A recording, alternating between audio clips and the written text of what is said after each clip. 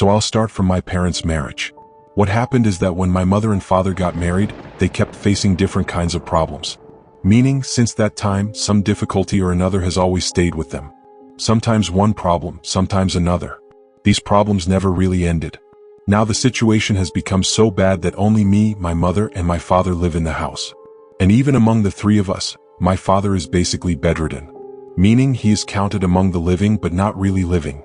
What happened was that my father first developed Parkinson's disease. As Parkinson's progressed, it triggered Alzheimer's. After that, dementia also developed. All of these conditions happened to him. Now he just sits and my mother and I take care of him. My sisters got married and went to their own homes. After my parents' marriage, my first sister was born.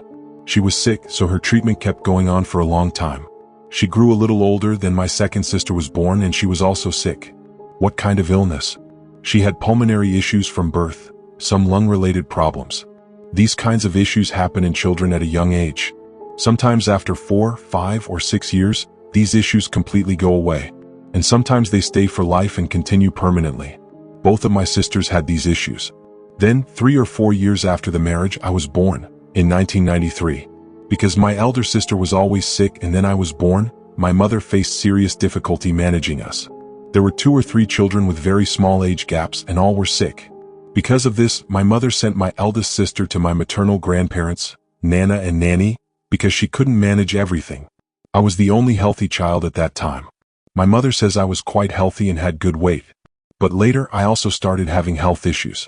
For the first 2 or 3 years I was fine, then I started getting sick as well.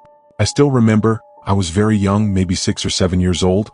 I became so sick that it was severe. Before that, my elder sister who lived with my grandparents was hospitalized for about 2 or 2.5 months. My mother and family thought she wouldn't survive. The day she was discharged from the hospital, on that same day my grandmother brought me to the hospital.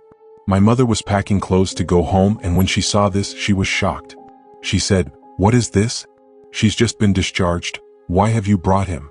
My grandmother said, "He is also very seriously ill." I remember that I also stayed in the hospital for 2 or 3 months. My mother tells me that during that time, for 6 continuous months, she stayed almost entirely in the hospital. She would only come home to bathe and change clothes, then go back to the hospital. During this time, another sister was born after me. My mother says that during pregnancy, doctors never told her that this child had any issues. But when she was born, she was a CP child. CP child means cerebral palsy, medically speaking, paralysis of the brain. It was congenital, present from birth. My mother says that such children usually don't cry at birth, but this baby did cry. Everything seemed normal at first. But she was very heavy, around 10 pounds at birth, which is extremely heavy for a newborn. People came to see her. Even postgraduate trainee doctors came to see how heavy the baby was. My mother says that in the labor room or operation theater, the baby slipped from the doctor's hands. Because of that, she suffered a head injury and after that she became paralyzed. I remember that we could never lay her straight. She always lay on her side. If we tried to straighten her, she would go into shock-like fits, strange seizures. Around the age of 1.5 or 2 years, she passed away. I also remember that as children, my elder sister and I were extremely afraid. Normally, children don't feel fear when sleeping with their parents. But I remember being so scared at night that I wouldn't sleep at all. I felt like someone was present around me, and that someone would pull me from my bed and take me away. Because of this fear, I slept with my legs folded tightly against my stomach and my arms wrapped around them. I stayed awake like this. My mother and father would repeatedly tell me at night, "Straighten your legs, why don't you straighten your legs?" I never told them why I kept my legs folded. I felt like something was near my feet that would drag me away. I don't know what psychological issues these were, but I don't believe they were psychological. Then my younger sister, the CP child born after me, passed away in 1998. In the year 2000, another sister was born. We named her Cheyenne. She also had the same issue, she was also a CP child. But she lived for 20 to 22 years. She passed away in 2021. Either my mother or I stayed at home to take care of her. After her death, we were deeply affected. We loved her immensely. Everyone in the family loved her. But she lived in severe suffering. For 20 to 22 years, she remained bedridden. My mother treated her exactly like a small child, feeding her in bed, changing diapers, caring for her entirely. She slept next to my father for 22 years. Only when my father went for Umrah with my 2 sisters did she sleep next to my mother. She cried when she missed my father. She had enough senses to recognize us and understand scolding. This continued continuously. My mother sometimes doubted whether all this was something beyond normal causes. On my paternal side, my grandmother believed in the existence of magic and jinn but didn't believe strongly that these things affect everyone. She said this is mentioned in Islam, but it doesn't happen to everyone. She said this is Allah's test. Financially, we never had problems. My father retired from a good government post. He was an honest man and so was my grandfather. So finances were never an issue. But all these problems started after my parents' marriage. My mother says she was completely fine before marriage. My father also had a very active life. His father passed away early, so he raised his siblings and struggled a lot. Then things became more complicated. My eldest sister got married 6 years ago, but she still has no children. Another sister got married, and on the day of the wedding, the husband and his sister physically assaulted her. Domestic violence started the very next morning. They told us, "Come take your daughter, she wants divorce." After that, the situation became even worse. My sister came back home after the marriage. She stayed with us for some time. The matter went to court. The case continued for a long time. During this period, my mother was already exhausted from years of caregiving, and this new shock completely broke her mentally. At the same time, my father's health started deteriorating further. His Parkinson's disease worsened. Gradually, his memory started going. Later, Alzheimer's developed, and after that, dementia. Now his condition is such that he is alive, but he is not aware of anything. He cannot recognize people properly. Sometimes he doesn't even recognize us. All the responsibility of the house came on me and my mother. During this time, my heart problems started. I used to feel severe palpitations. Sometimes my heart would beat so fast that I felt like I was going to die. I went to many doctors. Tests were done. ECG, echo, blood tests. Everything came normal. Doctors said it was anxiety and stress. But I didn't feel it was just anxiety. At night, my condition used to get worse, especially when I tried to sleep. I used to feel that someone was present around me. Sometimes I felt like someone was sitting near me.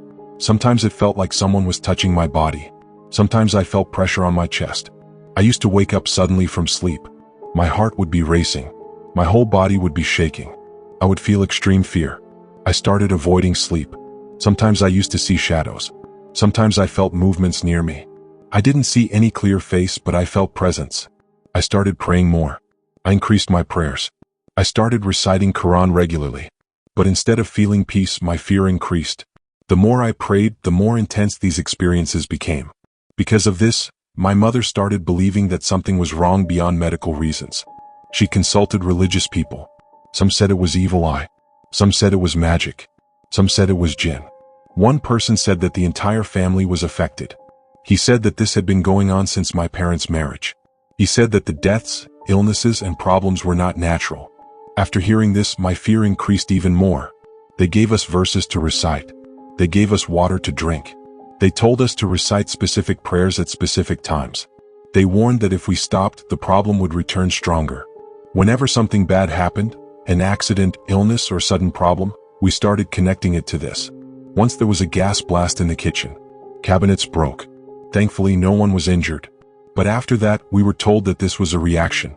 Once my father fell badly. His condition worsened after that. We were told this was also because of interference. My mother became extremely afraid. She constantly worried that if we made a mistake in prayers, something terrible would happen. At the same time, my CP sister's condition was extremely painful. She remained bedridden.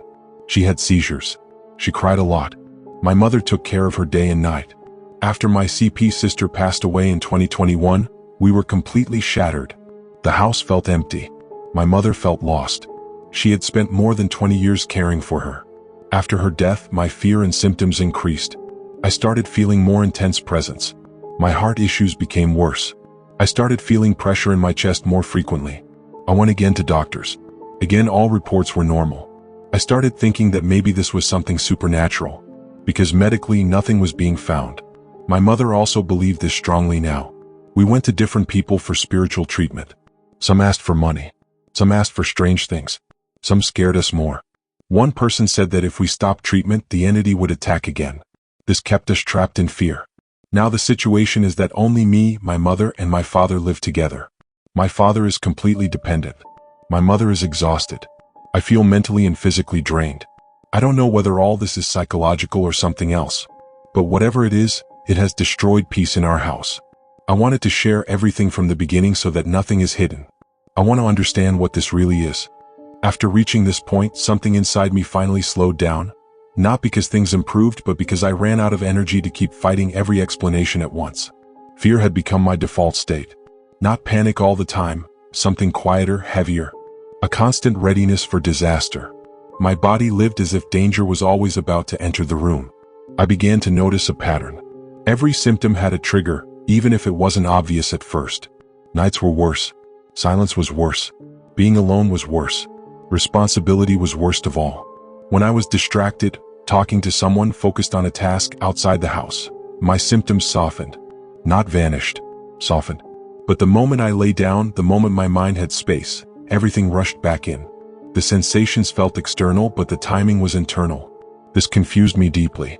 If something unseen was truly present, why did it obey my stress levels? Why did it grow stronger when I was exhausted, grieving, overwhelmed? Why did medical tests stay normal while my nervous system screamed? Slowly, painfully, I began to realize something that scared me in a different way. My body had learned fear too well. Years of watching illness. Years of responsibility without rest. Years of religious warnings mixed with uncertainty. Years of being told that stopping prayers would invite disaster. Years of interpreting random events as punishment or reaction. My nervous system never stood down. It lived in permanent emergency mode. In that state, the brain does something strange but well documented. It externalizes internal distress. Stress becomes presence. Anxiety becomes pressure. Hypervigilance becomes shadows. Sleep deprivation becomes touch, weight, movement. None of this is imagined in the casual sense. These experiences are felt, not thought. And faith, when mixed with fear instead of comfort, can unintentionally amplify it. Not because prayer is harmful, but because prayer done under terror keeps the nervous system alert, not soothed. I wasn't weak. I wasn't possessed. I wasn't broken. I was overwhelmed beyond my capacity for too long. And so was my mother. She didn't turn to spiritual explanations because she was foolish. She turned to them because they offered meaning when reality felt unbearable. Because believing in a cause, even a frightening one, felt better than believing it was all random suffering. But fear is contagious. Once every hardship had a supernatural explanation, peace became impossible. The house turned into a watchtower. Every sound mattered. Every illness confirmed the story. Every accident reinforced it. And I lived inside that story for years. Now, standing where I am today, I see something clearly for the first time. Whatever this is, psychological, neurological, trauma-based, it is treatable. Not with taweez. Not with threats. Not with fear-driven rituals. But with safety. With rest. With medical and psychological support that understands trauma, caregiving burnout, religious anxiety, and prolonged stress. Understanding this doesn't erase the past. It doesn't magically stop symptoms overnight. But it changes the direction of the road. For the first time, the enemy is no longer invisible. It is exhaustion. It is grief. It is a nervous system that never got permission to relax. And that means there is a way forward, slow, imperfect, but real. This story is not about proving whether something supernatural exists. It is about reclaiming peace from fear that has been wearing a supernatural mask. And peace, unlike fear, does not demand obedience. It begins with understanding. If you want, the next part can move into how healing actually begins, step by grounded step, without betraying faith, without denying pain, and without feeding fear. Healing didn't arrive as relief. It arrived first as resistance. When the idea settled in my mind that this might be trauma, anxiety, and a nervous system pushed far beyond its limits, something inside me pushed back hard. Part of me didn't want that explanation. Not because it was wrong, but because it felt heavier. If this was supernatural, then at least the cause was external. If this was psychological, then the battlefield was inside me. That realization was terrifying. I started paying closer attention to my body instead of fighting it. I noticed how my chest tightened before my thoughts even formed. I noticed how my breathing became shallow the moment I lay down. I noticed how my jaw stayed clenched for hours without me realizing it. My body was behaving like a guard that never clocked out. I began to understand that those nighttime sensations, the presence, the pressure, the feeling of being watched, followed a pattern that doctors had hinted at but never explained properly. They happened at the edge of sleep, when the brain is half awake and half dreaming. A place where fear can borrow the language of hallucination without being madness. Sleep paralysis without paralysis. Panic attacks without warning. Trauma memories without images. The mind fills gaps with meaning. And for years, the meaning available to me had been fear. At the same time, I noticed something else. When my mother was calmer, my symptoms eased. When she was anxious, mine intensified. We were emotionally entangled, not by choice but by survival. She had carried my CP sister for decades. She carried my father's illness. And now she carried me. And I carried her fear back. Neither of us ever rested. I started setting tiny boundaries, not with people but with ideas. I stopped visiting those who spoke in threats. I stopped listening to anyone who said, "If you stop, it will come back stronger." Anyone who uses fear as leverage is not healing, they are controlling. This didn't mean abandoning faith. It meant rescuing faith from fear. I changed how I prayed. Less emergency. More grounding. Less, protect me from something. More, give me strength to breathe. And something subtle happened. The experiences didn't vanish, but they softened. They lost certainty. They felt less like an invasion and more like a signal. A signal that I was exhausted. A signal that I needed help beyond endurance. The biggest shift came when I finally accepted one truth. I cannot heal in the same environment that trained my fear. That doesn't mean leaving the house. It means changing the rules inside it. Silence no longer had to be watched. Night no longer had to be survived. Symptoms no longer had to be interpreted. They could just be symptoms. This realization didn't cure me, but it stopped the bleeding. For the first time in years, I wasn't asking, what is attacking us? I was asking, what do we need? And that question, quiet, practical, unglamorous, turned out to be the beginning of real healing. The next part of this story isn't dramatic. It's slow. It's uneven. It includes setbacks. But it's the first chapter where fear is no longer the author. And that matters more than any explanation ever could. Once fear stopped being the center of the story, something unexpected happened. Space appeared. Not peace, not yet, but space. A small distance between what I felt and what I believed about it. And in that distance, I could finally observe instead of react. I began to test reality gently, not like a scientist with instruments, but like a tired human checking if the ground would still hold him. When the sensation of presence appeared, I stayed still instead of fleeing. When my heart raced, I timed it instead of panicking. When pressure came to my chest, I focused on my breath instead of searching the room. Nothing catastrophic followed. The fear always promised escalation. It never delivered it. That was important. I also noticed how predictable my symptoms were. They rose after long caregiving days. They worsened after emotional conversations. They peaked when I suppressed anger, grief, or helplessness. They eased when I laughed, when I was with friends, when my attention was outward. An external enemy does not behave this way. A nervous system does. This didn't make the sensations less real, but it made them intelligible. My mother's fear was harder to address. She had lived too long in crisis to imagine safety. Her identity had been built around endurance. Letting go of fear felt like betrayal, to her children, to her faith, to her suffering. So I didn't argue with her beliefs.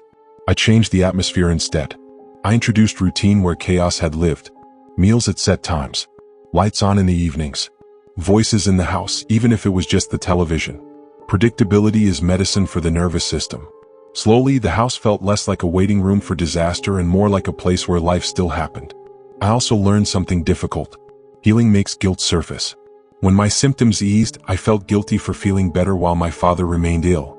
When I rested, I felt I was abandoning duty. When I slept, I feared something might happen.